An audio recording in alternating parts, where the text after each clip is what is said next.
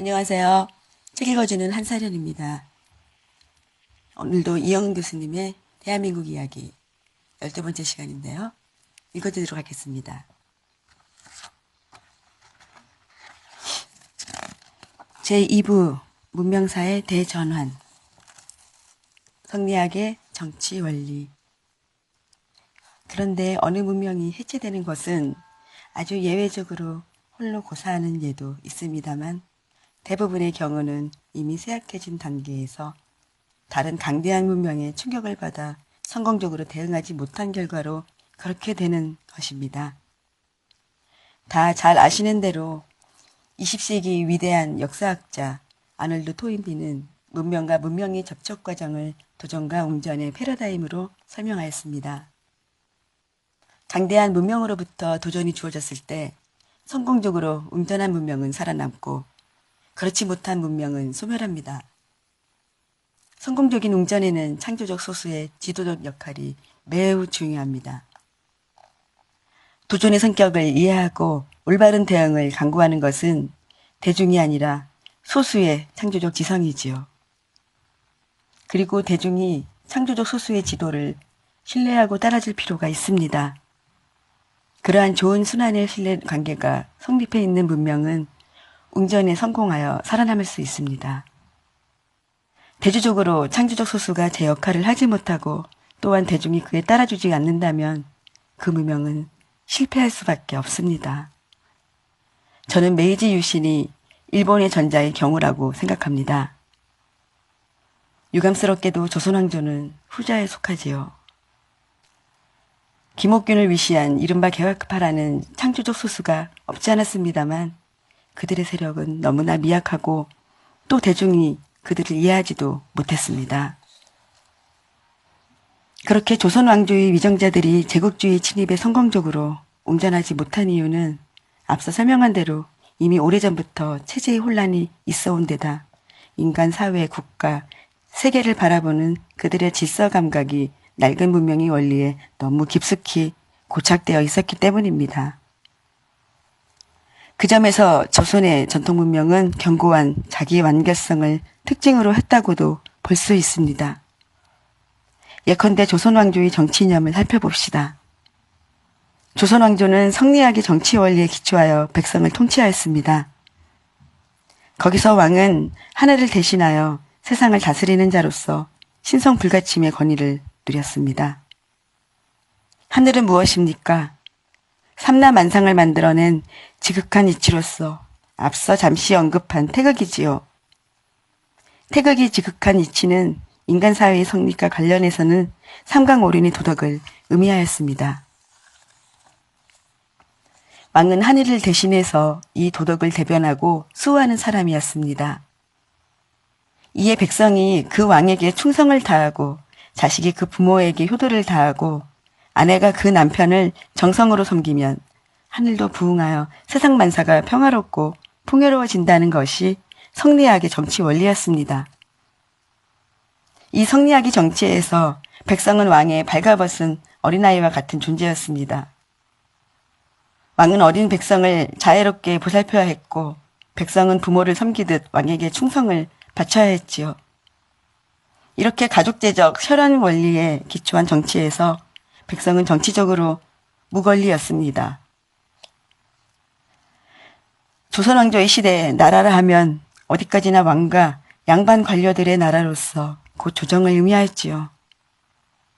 오늘날과 같은 민권사상이나 대의제적 정치에 입각한 국가가는 조선왕조와 무관하였습니다. 중화제국의 국제질서. 조선왕조를 둘러싼 국제질서도 크게 보면 같은 원리에 기초하였습니다. 오늘날의 세계와 같은 평등한 주권 국가끼리 국제질서가 있었다고 생각하면 큰 착각입니다. 19세기까지 동아시아와 동남아시아에는 중국이 중심이 된 중화제국이라는 국제질서가 존재하였습니다. 이 국제질서에서 성리학이 이야기하는 하늘을 직접 대변하는 존재는 중국의 천자였습니다. 나머지 모든 나라의 왕은 천자를 통해 간접적으로 하늘과 관계를 맺는 식이었습니다. 천자가 다스리는 중국은 나라라 하지 않고 천하라 하였습니다. 그 천하는 한족들이 사는 지역이 한 가운데 중심을 이루는 가운데 세 겹의 동심원이 둘러싼 형태였다고 설명하고 있습니다. 그 바깥 고리는 동북, 몽골, 신강, 티베르로 이루어진 이른바 범부였습니다. 대개 이 고리까지가 오늘날의 중화인민공화국을 이루고 있지요. 다음에 이 바깥 고리는 조선과 베트남과 같은 조공국이었는데 12 정도가 있었습니다. 이들 나라는 이후 제국주의 침입을 맞아 중화제국에서 분리된 부분에 해당됩니다. 맨 바깥 제고리는 호시라 하여 중국과 평등하게 교역하는 일본이나 로마 등 서유럽의 먼 나라들로 구성되어 있습니다. 이렇게 천자의 덕화가 미치는 정도와 형식에 따라 동시원적 질서를 취하는 것이 천하로서 중국의 개념이었지요. 그 속에서 나라라 하면 중국이 아니라 천자로부터 책봉을 받고 조공을 바치는 제후의 조정을 의미하였죠. 15세기 이후 조선왕조의 지배자들은 이러한 중화제국의 질서를 수용하였습니다. 왕이 바뀔 때는 천자로부터 책봉을 받았는데 그것은 조선의 왕이 누린 움직일 수 없는 권위의 기초였습니다. 그 대가로 조선왕조는 1년에 4, 5차례 중국의 조공을 위한 사신단을 파견하였습니다. 조선왕조가 자주 독립하고 번영을 누리는 것은 다름 아니라 이러한 중화제국의 국제질서 속에서였지요.